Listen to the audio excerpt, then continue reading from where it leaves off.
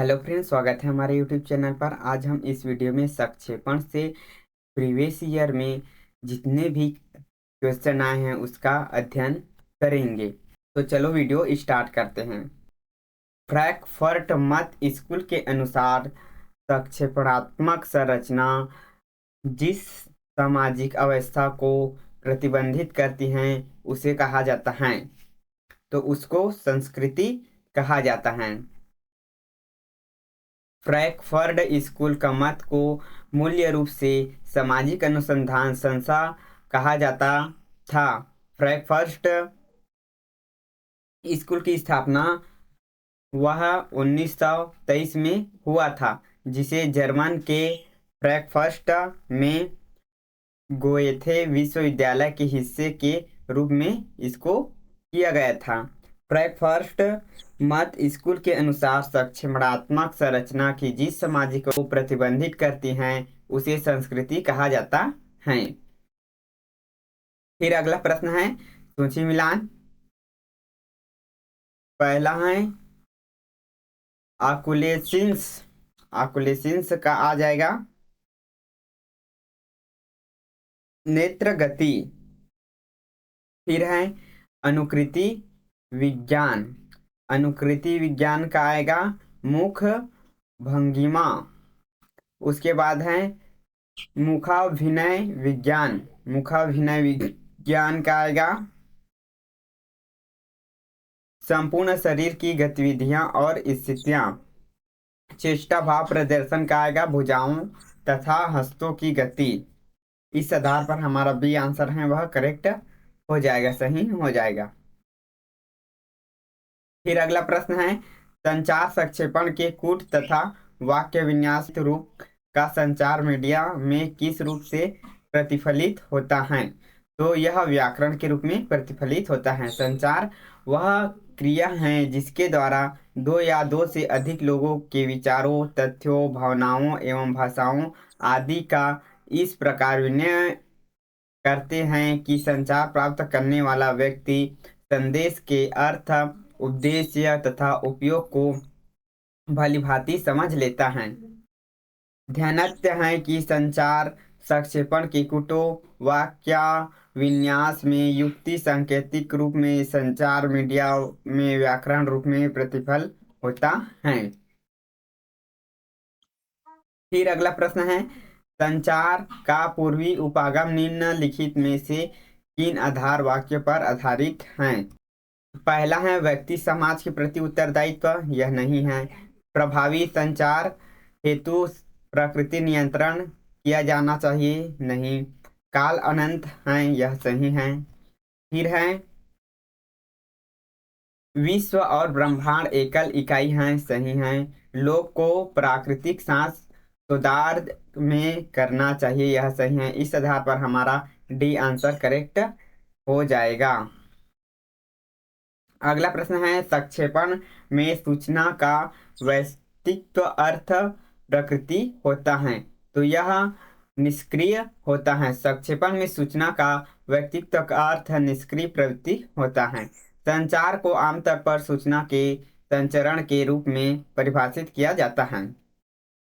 यह शब्द संदेश को भी संदर्भता है या इन प्रसारणों को अध्ययन करने वाली जांच का क्षेत्र, जिसे संचार अध्ययन के रूप में भी जाना जाता है।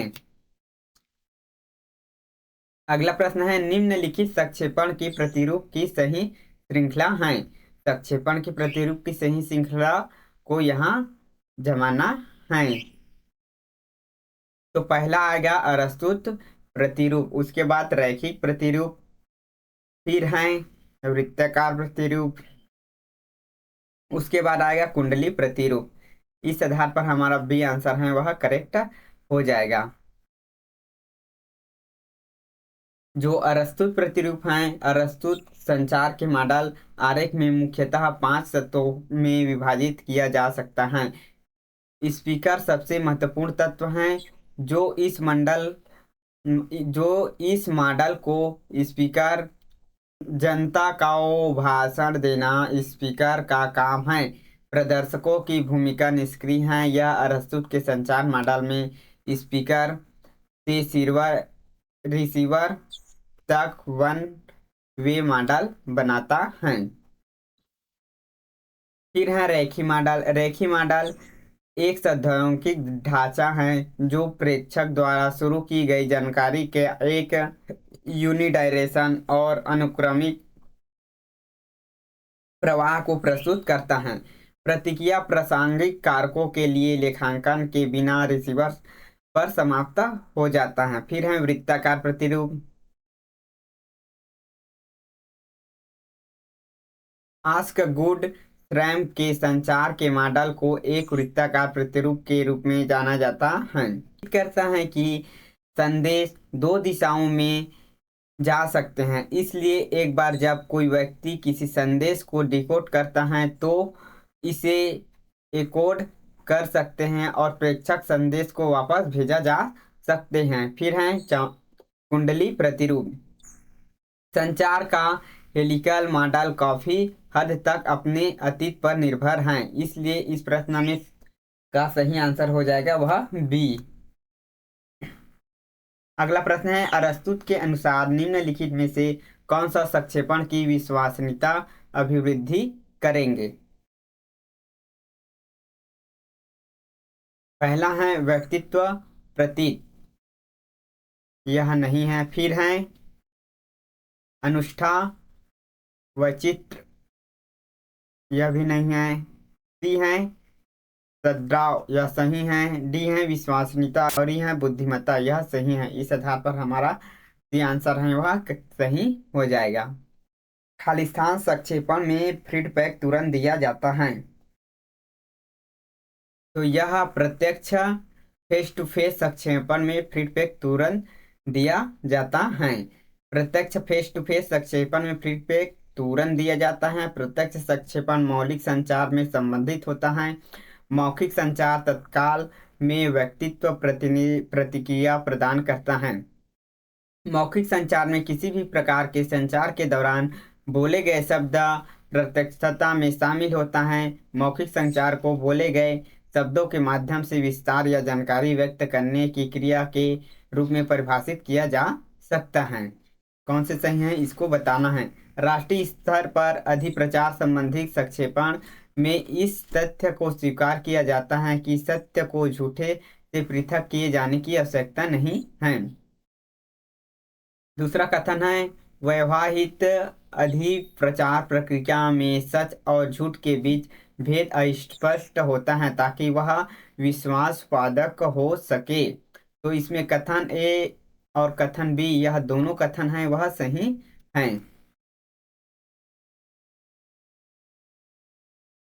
अगला प्रश्न है संक्षेपण निम्नलिखित में से किससे एक गतिशील प्रक्रिया है। तो संक्षेपण है वह विविध परिस्थितियों में यह गतिशील प्रक्रिया है। संक्षेपण विविध परिस्थितियों की एक गतिशील प्रक्रिया है। यह प्रेषक द्वारा विचारों की अवधारणा के साथ शुरू होता है जो फिर संदेश का एक चैनल के माध्यम से प्राप्तकर्ताओं तक, जो बदले में दिए गए समय सीमा के भीतर कुछ संदेश या संकेत के रूप में प्रतिक्रिया देता है। संक्षेपण के विचारों को आदान प्रदान माना जाता है। संक्षेपण एक स्थिर कार्य नहीं है बल्कि यह एक गतिशील कार्य है, यह आपको ध्यान में रखना है।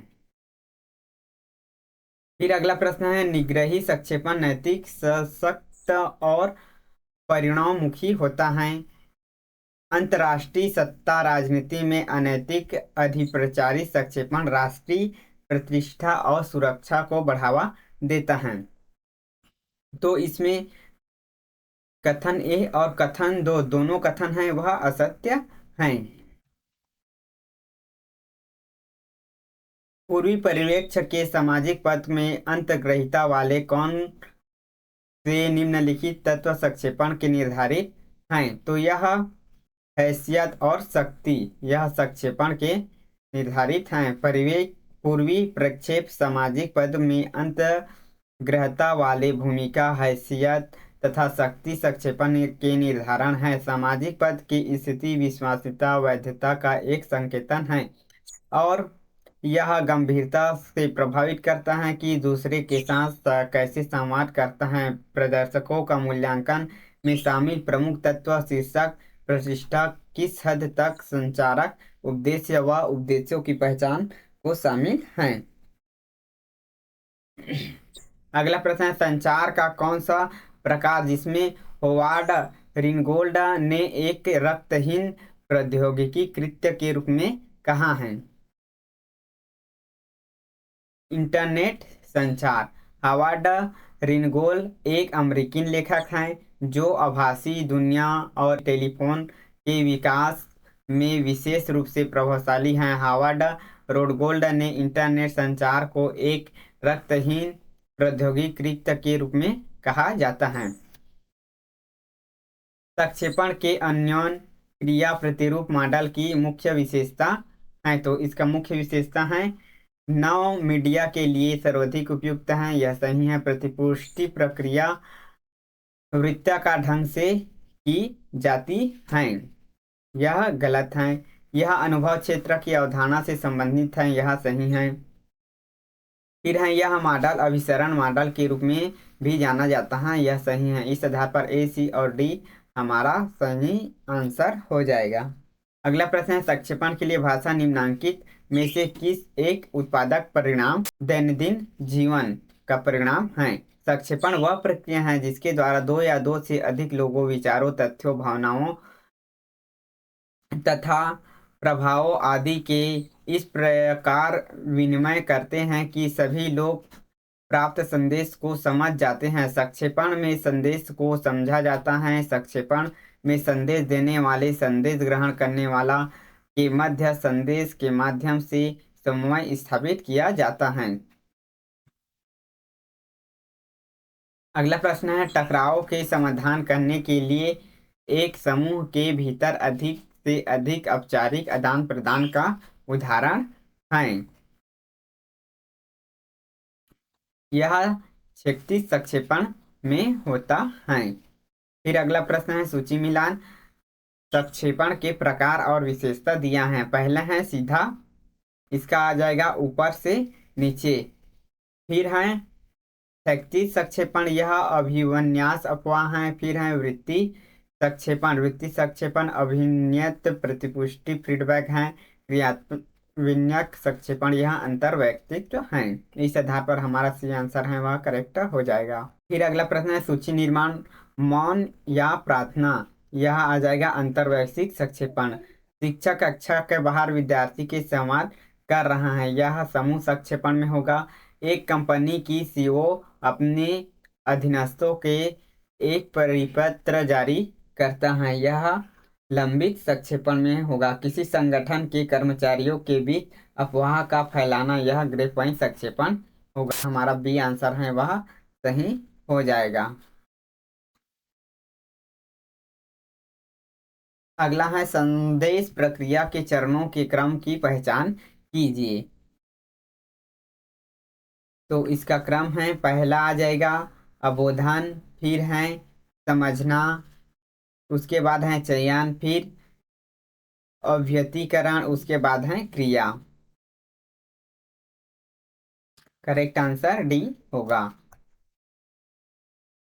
फिर अगला प्रश्न है, सूची निर्माण। संक्षेपण विधि है, संक्षेपण एक और एक के बीच, तो यह हो जाएगा अंतर्वैयक्तिक संक्षेपण। एक और कई के बीच, यह हो जाएगा जनसंचार विशेषकर मुद्रण।